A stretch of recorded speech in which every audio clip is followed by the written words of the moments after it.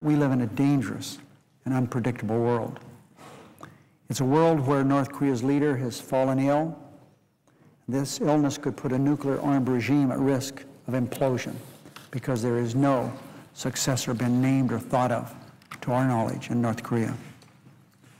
We live in a world where Latin America regimes throw out U.S. ambassadors without notice, where an unchecked Russia could undermine young democracies from west to east.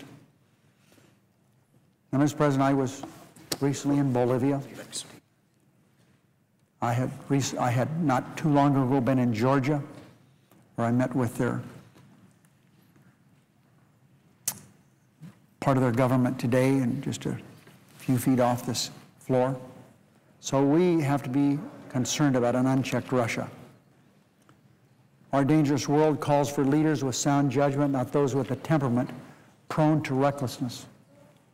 As we debate the defense bill this week, we must consider the most important national security question facing the nation today. Will we stick with the same failed, out-of-touch foreign policy of George Bush, Dick Cheney, and John McCain, which military experts, historians, and countless authors call the worst foreign policy in our nation's history? Or will we change course to a tougher, more responsible foreign policy that will make us more secure? The choice could not be more important, but the answer could not be clearer. Senator Obama and Senate Democrats stand for responsible change. We believe we must end the war in Iraq and bring the war on terror to where the terrorists actually live and where they plot.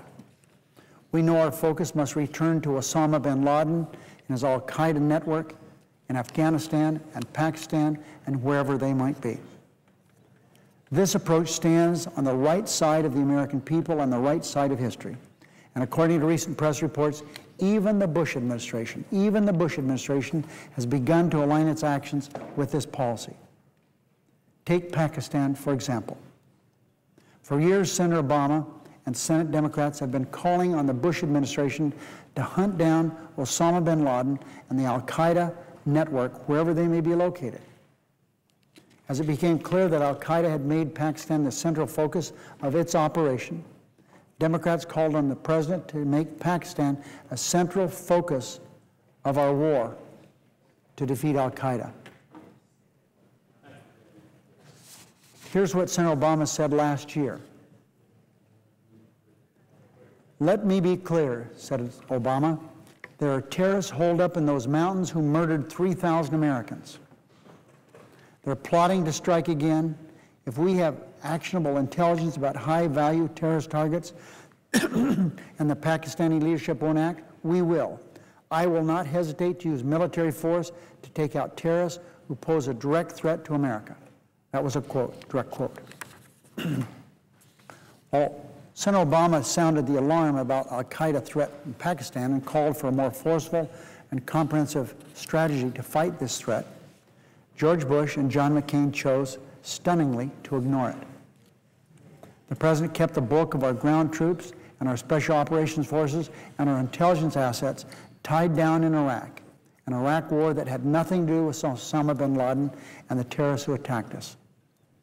Republicans led by John McCain attacked Obama's approach to forcefully go after al-Qaeda in Pakistan. Senator McCain even had the bad judgment on the campaign trail this past February to call the Obama approach naive. Here we stand a year later. The al-Qaeda threat in Pakistan has grown far more dangerous. The need for tough action that Senator Obama called for last year is even more urgent. Barack Obama was right. George Bush, Dick Cheney, and John McCain were wrong. And then yesterday, the newspapers reported that senior Bush administration officials have begun doing what Obama called for a long time ago. Go after al-Qaeda safe havens in Pakistan, reportedly including military operations against terrorist camps.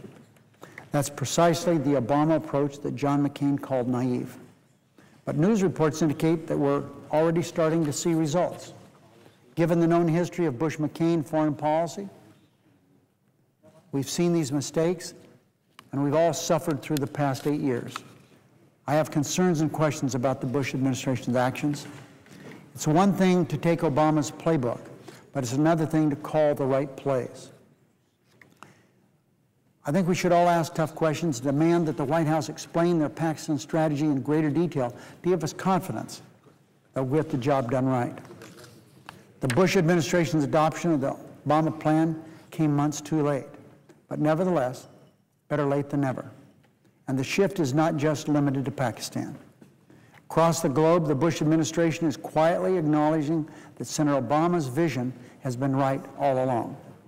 On Afghanistan, where for years Senator Obama and Senate Democrats have been demanding more resources and new strategy, things are changing. Senator McCain, on the other hand, said, and I quote, "Afghanistan is not in trouble because of our diversion to Iraq," end of quote.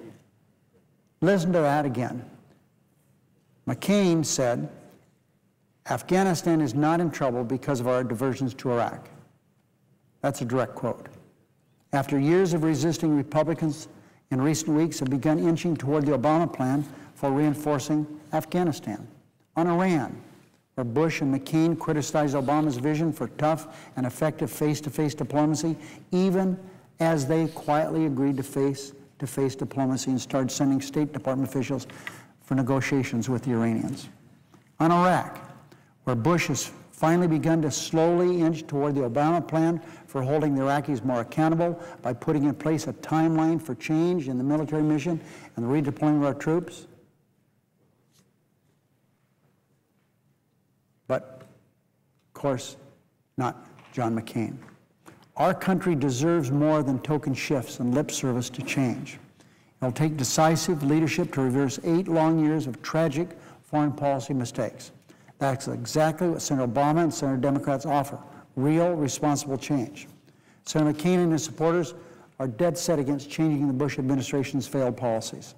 They have no plan for ending conflict, no plan for securing our country, no plan for securing our country, no plan for bringing our troops home. Republicans talk a lot about experience. But when you're the author, architect, and enabler of 8 years of devastating foreign policy mistakes, that's not experience. It's very bad judgment.